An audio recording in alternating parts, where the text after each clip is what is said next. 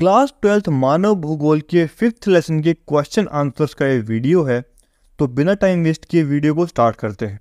तो first question है guys, नीचे दिए गए ऑप्शन मल्टीपल चॉइस क्वेश्चन है। फर्स्ट है, निम्न में से कौन सी एक रोपण फसल नहीं है? रोपण फसल क्या होती है गाइस? जो बड़े पैमाने पर की जाती है। तो बड़े पैमाने पर तो उसमें कॉफ़ी है, गन्ना है, रबड़ है, ये तो आती है, लेकिन गेहूँ नहीं है, तो गेहूँ पर हम मार्क कर देंगे।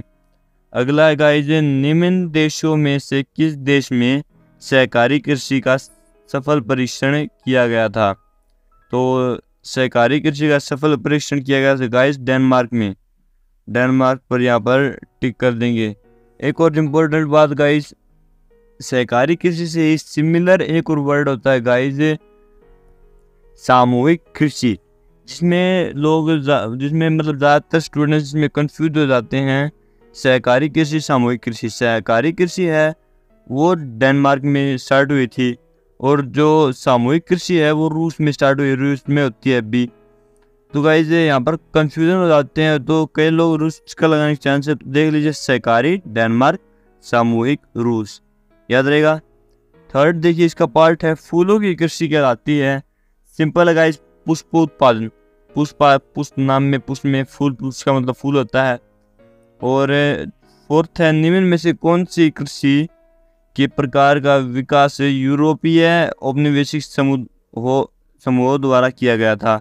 तो गाइस, यूरोपीय जो उपनिवेशिक समूह ने रोपण कृषि का आविष्कार किया था, मतलब रोपण कृषि आरंभ की थी। पांचवा है, निम्न प्रदेशों में से किसमें विस्तृत वाणिज्य अनाज कृषि नहीं की जाती? तो ये तो गाइस अमेजन बेसिन वहाँ पर नहीं होती, क्योंकि यूरोपीय स्टेपीज में होती है, अर्जेंटीना में होती है, अमेरिका कनाडा में भी होती है। अगला है, निम्न में से किस प्रकार की कृषि में खट्टे रसदार फलों की कृषि की जाती है?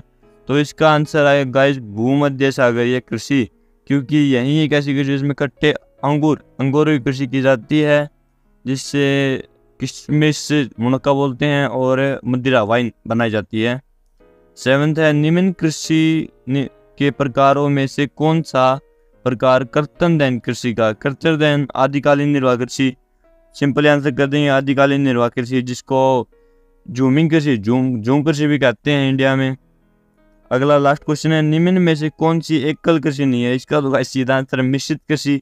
एकल मिश्रित एक दूसरे के विलोम होते हैं। अब आते हैं गाइस सेकंड क्वेश्चन में, क्या है? निम्न प्रश्नों के उत्तर 30 शब्दों में दीजिए। और पहला प्रश्न है, स्थानांतरित कृषि का भविष्य अच्छा नहीं है। स्थानांतरित कृषि का भविष्य अच्छा नहीं है, विवेचना कीजिए। तो सबसे पहले देखते हैं गाइस कि स्थानांतरित कृषि होती क्या है। स्थानांतरित कृषि होती है जूमिंग कृषि, जो अभी बताई थी, कर्तनदैन कृषि बोलते हैं जिसको। इसमें क्या होता है कि जो हमारे पुराने लोग थे, वे जंगलों को साफ करके एक स्थान से दूसरी जगह पर खेती करते थे। एक स्थान की उपजाऊ शक्ति खत्म हो जाती तो दूसरे स्थान पर जाते, जंगलों को साफ करते और वहाँ पर खेती करते। तो इसकी डेफिनेशन क्या होगी? यह कृषि की प्राचीन पद्धति है। इसमें जंगलों को साफ करके तथा जलाकर वहाँ खेती की जाती है, तथा कुछ वर्षों बाद दूसरे स्थान पर चले जाते हैं। इन्हीं सब कारणों के कारण इसे आदिकालीन निर्वाह कृषि, कर्तनदैन कृषि तथा झूम कृषि भी कहा जाता है। परंतु यह कृषि वर्तमान में हानिकारक है। अब देंगे इस क्वेश्चन का आंसर। इसमें निम्न कारण है। पहला तो लिखेंगे, यह कृषि करने से पर्यावरण का विनाश होता है। तो क्या होता है? जो पर्यावरण विनाश होता है और प्रदूषण बढ़ता है। जब पेड़ों को जलाते हैं तो प्रदूषण बढ़ता है, काटते हैं। और मृदा का अपरदन होता है, मृदा अपरदन भी होता है, और उपजाऊ शक्ति का भी ह्रास होता है। इसी तरह के अन्य उपयुक्त कारणों के कारण यह कृषि अब धीरे धीरे स्थानबंद होती जा रही है। मतलब कई स्थानों पर तो इसको बंद कर दिया है और इसका कोई भविष्य अब नहीं है। सेकंड क्वेश्चन है गाइस, बाजारीय सब्जी कृषि नगरीय क्षेत्रों के समीप क्यों की जाती है? बाजारीय सब्जी कृषि, तो गाइस जो इस प्रकार की सब्जी कृषि होती है, इसमें अधिक मुद्रा वाली महंगी फसलें उगाई जाती हैं, और ये ऐसी फसलें होती हैं जो जल्दी खराब होती हैं। इसीलिए इनको ऐसे स्थानों पर उगाया जाता है जो शहरों के समीप हो, ताकि उन्हें जल्द से जल्द यातायात के साधनों के द्वारा के नगरीय केंद्रों से जोड़ा जा सके। तो आंसर होगा, इस प्रकार की कृषि में अधिक मुद्रा मिलने वाली फसलें उगाई जाती हैं जिनकी मांग नगरीय क्षेत्रों में अधिक होती है। इससे कृषि में खेती का आकार छोटा होता है एवं खेत अच्छे यातायात के साधनों द्वारा नगरीय क्षेत्रों से जुड़े होते हैं। तीसरा है, विस्तृत पैमाने पर डेयरी कृषि का विकास यातायात के साधनों एवं परिस्थितियों के विकास के बाद ही क्यों संभव हो सकता है। तो गाइस, डेयरी कृषि, इसका दूसरा नाम है ट्रक कृषि। डेयरी कृषि जो है, इसमें सब्जी, फल और फूल, इन जल जो इनकी खेती की जाती है और ये जो वस्तुएं हैं जल्दी नष्ट होती हैं और इनकी मांग भी जो बहुत ज़्यादा होती है। तो ये इन क्षेत्रों, जो शहरी क्षेत्र होते हैं, वहाँ पर पहुँचाने ज़्यादा आवश्यक होते हैं। इन्हें शीघ्रता से मांग वाले क्षेत्रों में पहुँचाने की आवश्यकता होती है। इसीलिए इन वस्तुओं को शहर तक तीव्रता से पहुँचाने के लिए तीव्र साधनों की सहायता ली जाती है। ज़्यादातर देशों में इन्हें ट्रकों द्वारा पहुँचाया जाता है, इसीलिए इसे ट्रक कृषि भी कहते हैं। थर्ड है, निम्न प्रश्नों के उत्तर 150 शब्दों में दीजिए। अब क्या है, पहला है, चलवासी पशुचरण और वाणिज्य पशुधन पालन में अंतर दीजिए। अगर ऐसा क्वेश्चन कोई आ जाएगा जिसमें अंतर देना, तो सिंपली उन दोनों की डेफिनेशन लिख दीजिए, अंतर अपने आप आ जाएगा।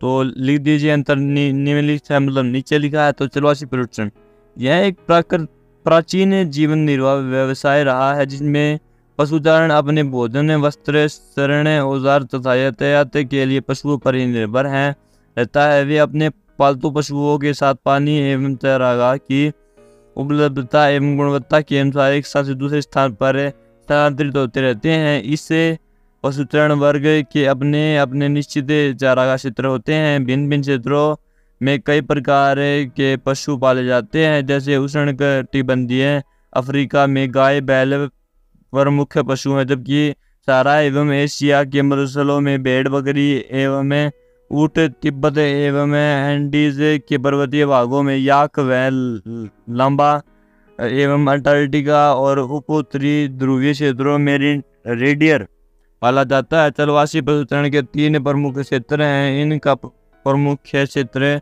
उत्तरी अमेरिका के अटलांटिक तट के अरब प्रायद्वीप पे होता हुआ मंगोलिया एवं मध्य चीन तक फैला हुआ है। दूसरा क्षेत्र है यूरोप तथा एशिया के टुराडा प्रदेशों में है, जबकि तीसरा क्षेत्र दक्षिणी गोलार्ध में दक्षिणी पश्चिमी अफ्रीका एवं वोडाकास्टक द्वीप पर है।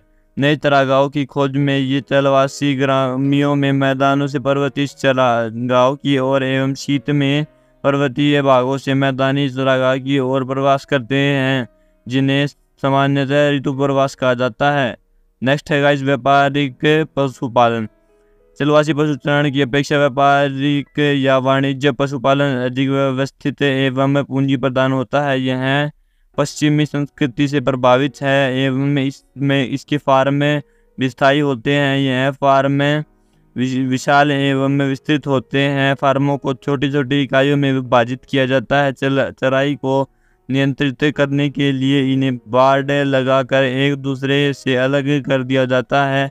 जब चराई के एक छोटे स्थान की घास खत्म हो जाती है, तब पशुओं को दूसरे स्थान छोड़ दिया जाता है। इससे पशुओं की संख्या भी फार्म की वहन शक्ति पर निर्भर करती है। इसमें प्रमुख पशु है भेड़, बकरी, ऊँट, गाय, बैल, घोड़े इत्यादि। इसमें होते ऊन, मांस, खाले एवं दूध इत्यादि का उत्पादन यहाँ पर किया जाता है। इन पशुओं की वैज्ञानिक ढंग से देखभाल की जाती है तथा इनमें बीमारियों से बचाने के लिए अच्छी व्यवस्था की जाती है। विश्व में न्यूजीलैंड, ऑस्ट्रेलिया, अर्जेंटीना, यूरुग्वे एवं संयुक्त राज्य अमेरिका USA में वाणिज्य पशुधन पालन किया जाता है। सेकंड क्वेश्चन है, रोपण कृषि की मुख्य विशेषता बताइए एवं भिन्न भिन्न देशों में उगाए जाने वाले कुछ प्रमुख रोपण फसलों के नाम बताइए। रोपण फसलों की मुख्य विशेषताएं। नंबर 1, इसमें कृषि क्षेत्र का आकार बहुत विस्तृत होता है। नंबर 2, इसमें अधिक पूंजी निवेश, उच्च प्रबंध, तकनीक आधार एवं वैज्ञानिक विधि का प्रयोग किया जाता है। थर्ड, यह एक फसलीय कृषि है जिसमें कृषि या फसल के उत्पादन पर ही केंद्र किया जाता है। फोर्थ, सस्ते श्रमिकों की उपलब्धता रहती है। फिफ्थ, यातायात के साधन विकसित होते हैं जिसके द्वारा बागान एवं बाजार सुचारू रूप से जुड़े रहते हैं। मुख्य फसलें, यूरोपीय लोगों ने विश्व के अनेक भागों का उपनिवेशीकरण किया तथा कृषि के अन्य रूप जैसे रोपण कृषि की शुरुआत की। रोपण कृषि की मुख्य फसलें हैं चाय, कॉफी, कोक, रबड़, गन्ना, कपास, केला एवं अनानास। तो गाइस ये वीडियो होती है इस तरह से खत्म। तो दोस्तों ये था पूरा वीडियो। आई होप आपको वीडियो पसंद आया होगा। वीडियो अगर अच्छा लगा है तो वीडियो को लाइक करके चैनल को सब्सक्राइब करके बेल आइकन ऑन ज़रूर कर देना। और अभी 4th और 6th लेसन आपकी स्क्रीन पे आ रहे हैं, यहाँ से आप डायरेक्ट उनको देख सकते हो। अभी के लिए बाय।